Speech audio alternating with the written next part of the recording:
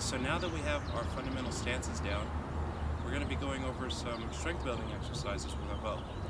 And we're going to be incorporating those stances into those exercises. The first exercise that we're going to do, I like to call the front left. So basically, you're going to be lifting the bow in front of you using only your wrist. Okay? Now, depending on how strong your forearms are, it's going to dictate where on the bow you hold it. The closer you are to the center of the bow staff, the easier it is to lift the bow. The closer you are to the end, the head of the tail of the bow staff, the harder it is to lift the bow. So, find a spot on the bow which is comfortable for you. I have my 8-pound bow, and whenever I'm doing this exercise, I like to make it the length of my arm. Okay, and so I make sure that it goes to my shoulder, and then that's how I know about where I'm at. And then I add hand lengths as I want to increase the difficulty. But for this is very light. I can use this all the way from the end. If you have one, then I'm sure that you can do the same thing too. Alright, so the very first thing that you want to do is find a spot on the bow which is comfortable for you. And you want to put your arm directly down by your side. It should be, your arm should hang freely, and your upper arm for the entire duration of the exercise should be completely relaxed. Now with this, you're going to assume your mountain stance. You're going to take your forward leg, should be the leg opposite of the hand which is holding the bow staff. So, you're in your mountain stance. You're in your mountain stance with the tail of your bow staff rested on the ground and your arm directed by your side. So, you're going to relax your upper arm and you're going to raise the bow staff as high as you can without bending your arm in any way. Okay? So raise it as high as you can and then lower it back down again. You want this motion to be nice and smooth. Okay? Nice and slow. So this way you make sure that you're not jerking the bow like this, and you're getting the most benefit out of this exercise. Now, a few more times, you're going to raise the bow up as high as you can, and then lower it. And raise the bow, and lower it. Okay? Now, so that's your front left.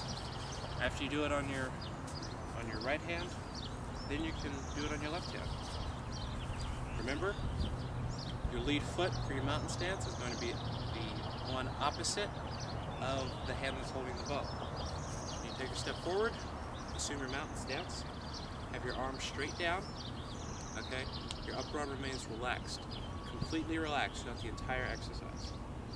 Now, you're going to raise the bow as high as you can, and then lower. And raise, and lower. Nice and slow, nice and smooth throughout the entire exercise. Now, if this gets too hard for you, then the only thing that you need to do is decrease the length that you have in front of you. And measure out a few hand lengths up, and then start again. So if it gets too hard, move a few hand lengths, and then that makes the exercise much easier to do. Okay, but again, still make sure that you're going nice and slow. So that's your front left. After you can do this maybe 50 to 100 times for each hand, and then we're going to transition into the rear left, which is the exact same thing, except your bow is going to be behind you instead of in front of you. So again, same principle applies with the mountain stance. Your forward leg is the one that is opposite of the hand which is holding the bow. You move forward, your arm, which you're exercising, your upper arm is completely relaxed, and you're in your proper mountain stance. Now, the tail of the bow rests on the floor, and then you raise it up as high as you can, and then lower it down again. And raise,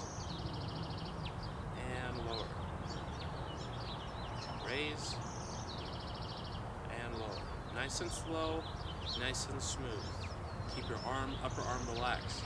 If you feel that you are extending your arm behind you, like this, or if you're bending your arm at all, then just reset your exercise and start again.